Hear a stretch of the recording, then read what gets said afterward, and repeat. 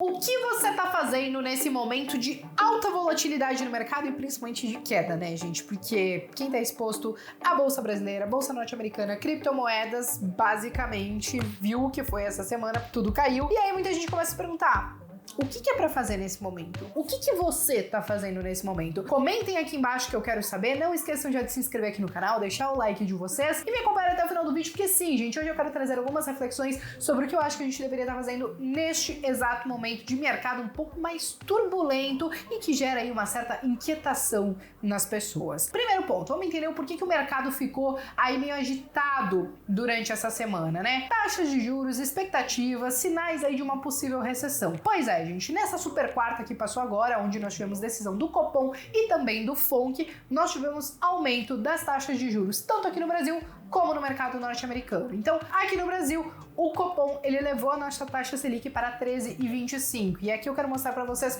qual foi o ciclo que a gente já percorreu das nossas taxas de juros. Apesar de termos tido, sim, taxas mais altas, é importante ressaltar que 13,25 é bem alto também, tá? E quando a gente fala, então, da decisão do FONC, eles elevaram a taxa de juros norte-americana para 1,5 e 1,75. Eles trabalham com bandas ali, né, de taxa de juros. E o Jerome Powell, né, eu chamo ele de Serginho Groisman brasileiro, ele disse que para julho pode sim aumentar mais 0,75 pontos percentuais na taxa de juros deles, claro, a depender dos dados econômicos que forem divulgados no início de julho em relação a junho, tá? Então, o que tudo isso traz de mensagem para o mercado? E o mercado tenta precificar tudo isso antes, tá, gente? Com uma taxa de juros mais alta, o preço do dinheiro, o custo do dinheiro vai ficar também cada vez mais caro. Quando nós temos esse dinheiro um pouco mais caro, porque basicamente assim, né, gente? Inflação, vamos trazer o primeiro conceito de inflação. Inflação, a gente diz que é expansão monetária, né? Então tudo aquilo que aconteceu na pandemia, toda aquela impressão de dinheiro já era esperado que geraria inflação. Só que aí veio o combo de China, Rússia, Ucrânia, etc e tal, tudo isso piorou um pouco mais a situação. Mas aí o que acontece, né? Quando a gente perde a mão, é justamente isso que acaba acontecendo. Resulta em uma inflação. É tipo um aquário, né, que tem peixinhos ali. Se você dá ração de menos, você mata os peixinhos de fome. Se você dá ração de mais, ou os peixinhos podem morrer porque comeram demais, ou a água do aquário vai ficar tão poluída que vai matar os peixinhos também. Então, basicamente, como a gente viu esses índices de inflação subirem bastante, agora o que a gente tá vendo também são essas corridas dos bancos centrais para elevar as taxas de juros e tentar conter um pouco esses índices de inflação. Só que essa taxa de juros um pouco mais alta, ela pode, de certa maneira, começar a estrangular um pouco a economia. Por quê? Os investimentos, por exemplo, em infraestrutura, em indústria e tal, podem começar a ser um pouco menores, as próprias pessoas começam a ficar um pouco mais cautelosas com a questão do consumo, começam a priorizar com o que elas vão gastar, e tudo isso pode resultar em uma atividade econômica menor, um crescimento menor para o país. E o que muitos já dizem que pode acontecer lá na frente é uma recessão. Não vou entrar mais no detalhe do que isso, porque eu já fiz alguns vídeos aí recentes falando sobre essas questões. Mas a questão é que parece que o mercado meio que tentou precificar um pouco desses movimentos de alta, né, na taxa de juros antes. E o que a gente viu? S&P 500 caindo, Ibov caindo também. Lá fora caindo quase 10% nesses últimos 12 meses, aqui caindo quase 20% nos últimos 12 meses. Agora, se a gente acha que teria algum outro mercado que iria se escapar, tipo talvez o de criptos, bom, quando a gente olha, por exemplo, o gráfico de Bitcoin aqui sozinho, a gente viu também uma super queda nessa segunda-feira, nessa terça-feira também, e quando a gente olha aí os últimos 12 meses, temos uma queda de quase 50%. Não tô falando do último topo histórico, tá? De qualquer maneira, gente, é aí que começa a vir aquela pergunta. Beleza, Bea, dado todo esse cenário maravilhoso, só que não, o que a gente tem que fazer? Bom, são poucas as coisas que a gente tem controle nesse mercado, né? Principalmente quando a gente fala de mercado de renda variável. Então, a gente tem que gastar nossa energia com o quê? Com aquilo que a gente consegue controlar. E o que a gente consegue controlar? A estratégia que a gente adota para os nossos investimentos e o gerenciamento de risco da nossa carteira. E aí você deve estar se perguntando, beleza, Bea, mas como que eu faço esse gerenciamento de risco da carteira nesse momento que a gente está vivendo que é muito turbulento? Bom, eu acho que o primeiro ponto é, provavelmente quem me acompanha sabe que o meu foco é longo prazo, então sim,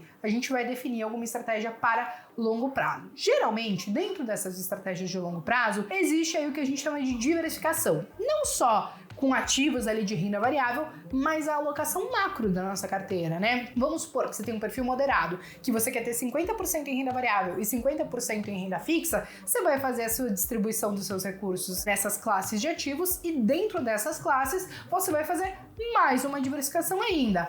Aqui em renda variável eu vou ter fundos imobiliários, ETFs, BDRs, investir no mercado norte-americano, criptomoedas, enfim, o que for. No mercado de renda fixa eu quero investir em CDB, LCI, LCA, Tesouro Selic para reserva de emergência, eu quero investir em Tesouro IPCA pensando na aposentadoria, ou talvez quero começar a pensar num Tesouro Pré, porque sim, a gente teve esse aumento na taxa de juros, agora para 13,25, o Banco Central sinalizou que na próxima reunião pode subir 0,5% ou menos, indicando que o fim desse ciclo de alta na taxa de juros pode estar chegando ao fim. Então, geralmente as pessoas nesse fim de ciclo de alta das taxas de juros pode acabar olhando para esses tesouros pré para tentar, inclusive, não somente ganhar esse prêmio, né? Porque se você segurar até o vencimento, você vai receber, por exemplo, 13% se você fechar um pré a essa taxa, mas também com a própria questão de marcação a mercado, né? Mas beleza, gente, você tá diversificado. Esse é o primeiro ponto. E aí, qual que é o segundo ponto? Você vai aliar tudo isso com a sua estratégia. Eu defendo para vocês a estratégia de aportes mensais. Ou seja, a bolsa tá caindo, eu continuo comprando.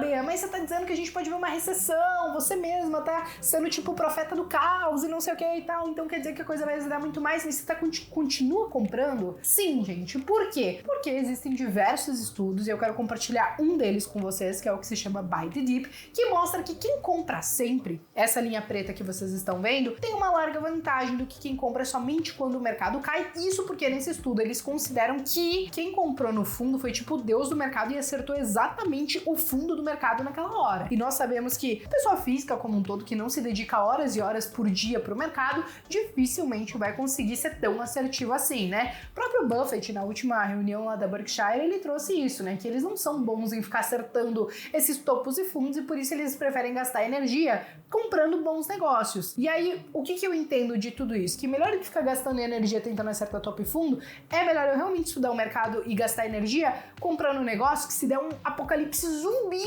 eu acho que ainda assim essas empresas vão estar vivas para pensar aí no próximo ciclo de alta e fazer com que eu ganhe muito mais dinheiro. E aí, ao longo desse tempo, eu fui comprando, fui fazendo os meus aportes e aí depois eu surfo esses ciclos de alta. Então, basicamente, eu adotei essa estratégia do aporte mensal com esse rebalanceamento de carteira. Eu queria ter 50% em renda variável. Com todas essas quedas que a gente viu essa semana, ficou com 40%. Eu sei que o meu aporte, o próximo aporte que eu vou fazer, eu vou destinar para a renda variável. E aí por aí vai. Eu vou fazendo esse jogo aí, tanto do lado macro da carteira, como também com os ativos lá dentro, né? Isso por quê? Porque, ao meu ver, o preço importa. Não é porque você compra todos os meses que o preço não importa. Você vai olhar ali dentro da sua carteira o que tá pedindo um pouco mais de aporte, você vai entender se tá dentro da faixa de preço que você aceita e considera ok pagar, e você vai destinar os seus aportes e vai pensar dessa maneira no longo prazo. Então eu acho que esse é o principal ponto que a gente deveria estar olhando nesse momento. Manter a estratégia, continuar comprando mesmo imaginando que vai continuar caindo, porque nós não sabemos quando o mercado efetivamente vai parar de cair. E aí a gente pode capturar todos esses ciclos, todos esses momentos, tentando fazer aí esses aportes constantes. E mesmo que vocês estejam falando assim, Bea, mas você tá falando de um estudo do mercado norte-americano. Eu fiz um estudo para o nosso mercado brasileiro, sim, peguei toda a base de dados, apliquei essa estratégia do Buy the Dip e também, né, de quem faz aportes mensais. A diferença foi de um pouquinho mais de 1% entre as duas estratégias ao longo de 15 anos. Eu vou deixar o link desse vídeo que eu mostro esse estudo para vocês aqui em cima, depois quando acabar esse vocês assistam, tá? Então, pensando em tudo isso, mesmo que a gente esteja olhando dados passados, eu não sei efetivamente se essa estratégia realmente vai se consagrar ou continuar se consagrando no futuro, mas eu optei por olhar por esse lado porque me deixa muito mais confortável de ficar nesse mercado, exposta nesse mercado dessa maneira. Esse é um ponto fundamental. Você vai falar, Bea, mas eu me sinto confortável fazendo caixa. Faça caixa. Zero problema, gente. Existem diversas estratégias de longo prazo que também funcionam e mais importante do que tudo isso é você se sentir confortável emocionalmente também, para não fazer muita burrada, muita lambança no mercado e ficar trocando os pés pelas mãos. Então, o ponto de estudo é fazer o gerenciamento de risco da carteira com a diversificação, manter a sua estratégia, que no meu caso é fazer esses aportes mensais, e existem aí mais 2 pontos que eu acho que eu tenho que trazer para vocês sobre coisas que talvez a gente não tenha que fazer nesse momento. Primeiro, é simplesmente ficar mudando conforme os ventos ou a maré muda, né? Ah, agora a taxa de juros está subindo, então eu pego todas as minhas trouxinhas e vou investir em renda fixa. Ah não, agora a bolsa de valores está subindo, então eu vou pegar todas as minhas trouxinhas e vou para o mercado de renda variável. A questão é o seguinte, eu acho que não dá pra gente ficar fazendo isso. Tem aquele ditado, né, que patrimônio é igual sabonete, quanto mais a gente mexe, mais ele vai sumindo. E existe um outro ponto que eu acho que não dá pra gente ficar fazendo nesse momento, que é começar a especular, porque eu sei que coça a mãozinha de algum de vocês e vocês começam a querer fugir daquela estratégia de longo prazo para especular porque caiu demais. Sim, eu recebi mensagens de pessoas no Instagram na segunda-feira, acho que era Gol, Azul, caiu demais, será que já tá na hora de comprar? Gente, eu não sei. O negócio pode cair mais, não existe nada tão barato que não possa ficar mais barato. Eu quero saber se você tá comprando porque você acha que essa é uma empresa que vai sobreviver ao longo do tempo e que ela vai estar aí para o próximo ciclo de alta te trazer bons ganhos, porque nós não sabemos efetivamente se um ativo pode cair mais ou voltar a subir. Então, compre ativos que você acha que vão sobreviver ao longo do tempo. Inclusive, voltando para a questão da diversificação da carteira, e quando a gente fala dentro, por exemplo, de uma classe de renda variável, de ações, você pode, talvez, tranquilamente querer aumentar um pouco o peso daquelas empresas que já se provaram ao longo do tempo, porque você acha que vem momentos turbulentos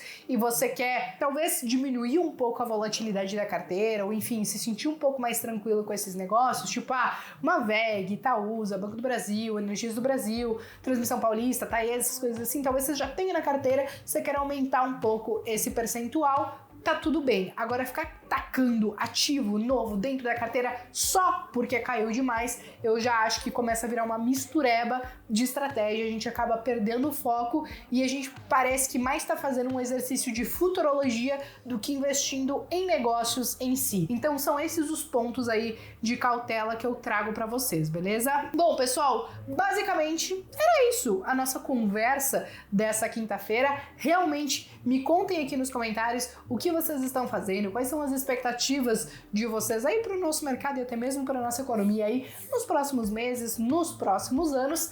Eu me despeço por aqui, desejo um bom descanso a todos vocês e vejo vocês então no próximo domingo.